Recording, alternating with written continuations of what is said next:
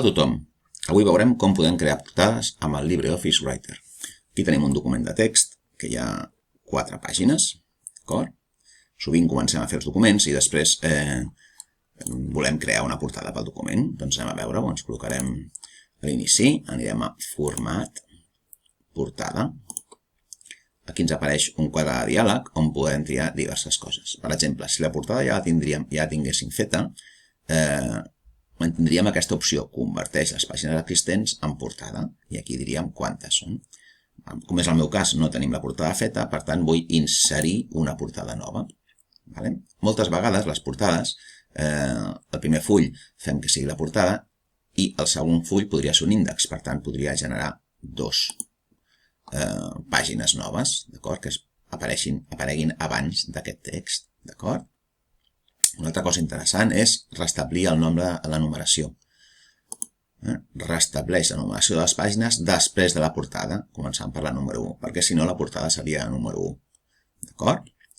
I ja està l'estil de pàgina. És la pàgina primera, donaríem d'acord i ja ho tindríem. Què tenim?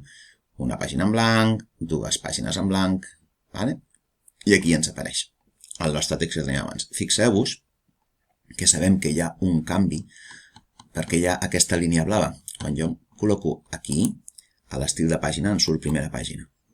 D'acord? En canvi, quan em col·loco aquí, a l'estil de pàgina és la pàgina per defecte. Per tant, són estils de pàgines diferents. Això són les portades i l'altra és la pàgina per defecte. Mirem què passa quan no hi ha un salt de pàgina. Veieu? No ens apareix la línia blava, que vol dir que jo, si escric aquí, aquest text anirà baixant. Jo aquí vaig escrivint. Això es transmet directament a baix. En canvi, aquí, per molt que jo escrigui, us ho faré més petit perquè ho veieu,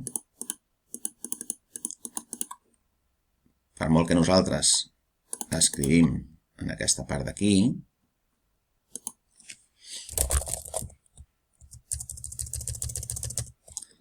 aquesta secció no s'ha mogut. D'acord? Doncs ja ho tenim.